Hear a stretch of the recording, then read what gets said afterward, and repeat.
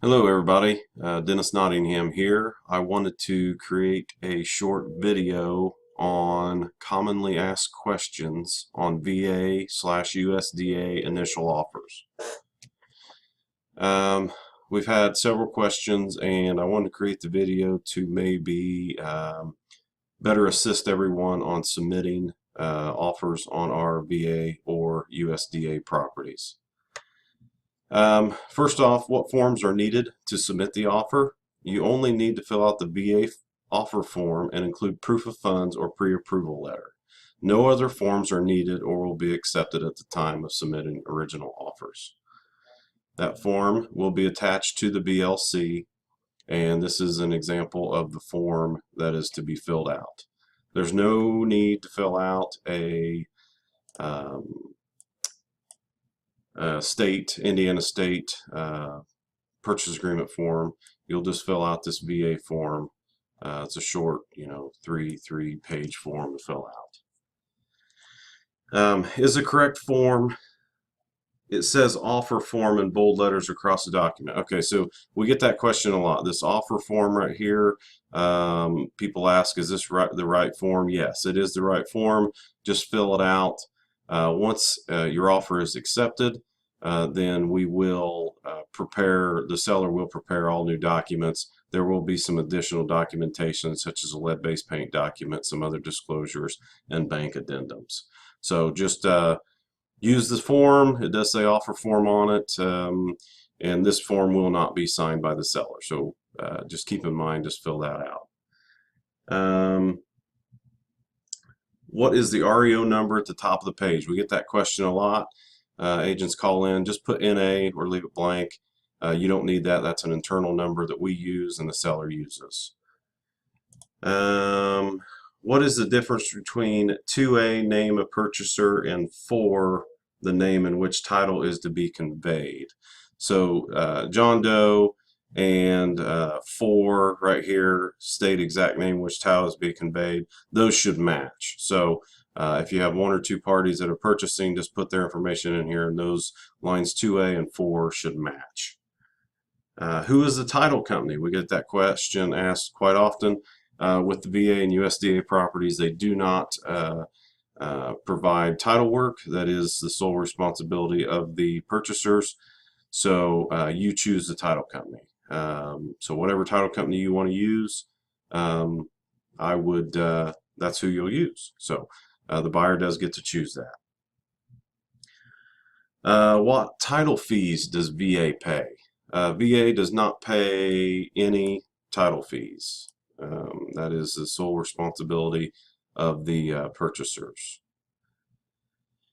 Now, they will. So the question comes up, will they pay any closing costs? Yes, they will, but they need to be pre-negotiated and in the purchase agreement. So they won't pay for title policy unless you ask for a specific amount in the purchase agreement. So in area 8B of the purchase agreement, you'll see that you can put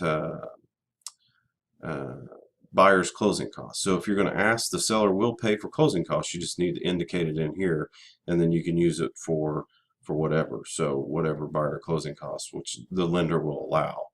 So you just put that amount in there.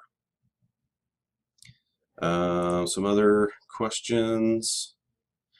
Are taxes going to be prorated? Yes, they will be prorated at closing. Who is the escrow agent? We'll go back here to the form. I think in here it asks something about the escrow agent. You can just put the name of your title company there. So just put the name of your title company there, and that will be the escrow agent. What are the sales and listings commissions, and how can they be adjusted? Can they be adjusted? The answer to that is no. It's either going to be 3% for both sides, so 6% total, or 1,500 minimum each side, and they're not adjustable, so you don't need to adjust those. And we get that asked because HUD allows you to adjust those, but with the VA USDA properties, you do not need to do that. How many days are required for closing? We get that asked a lot. That's a negotiated item. That's up to the buyer. I would recommend 45 days for a finance deal and 30 days for a cash deal. If you put in there 7 days, chances are that closing is not going to happen. So you'll want to put, either 30 or 45 days. But that is a negotiated item, and there's no set amount. So just put whatever one you want to put in there for negotiation. Utilities, that gets brought up a lot. The seller will turn on the utilities only when it's safe to do so. If a property does not have functional heat and there are plumbing damages, water cannot be turned on. So if those copper pipes that are on top of the water heater are missing, we can't turn it on. If there's a leak underneath the sink, we can't turn it on. If there's any safety issues, if we can't get the furnace on, the furnace is missing, we won't be able to turn on the water just because of freezing pipes and all that stuff. So, it's only if it's safe to do so. A lot of these properties, the VA USDA properties, we're not going to be able to get utilities on.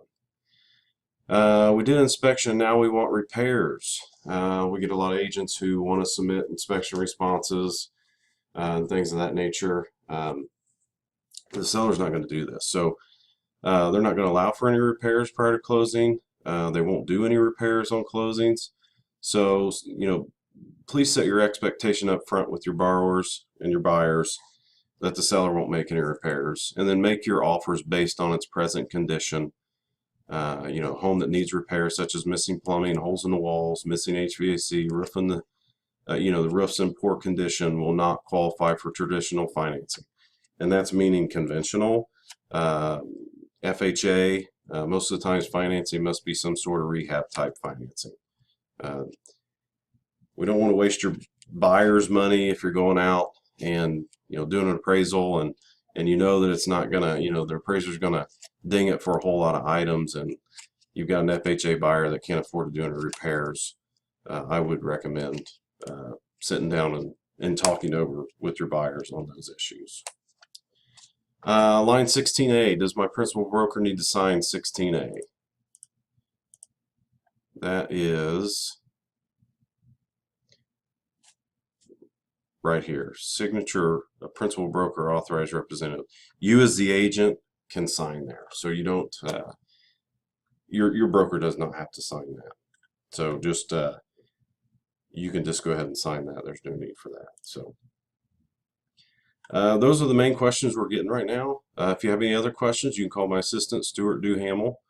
His number is 317-298-0961, and his extension is 105. You can also call me in the office at 317-298-0961, and my extension is 101. Thank you much.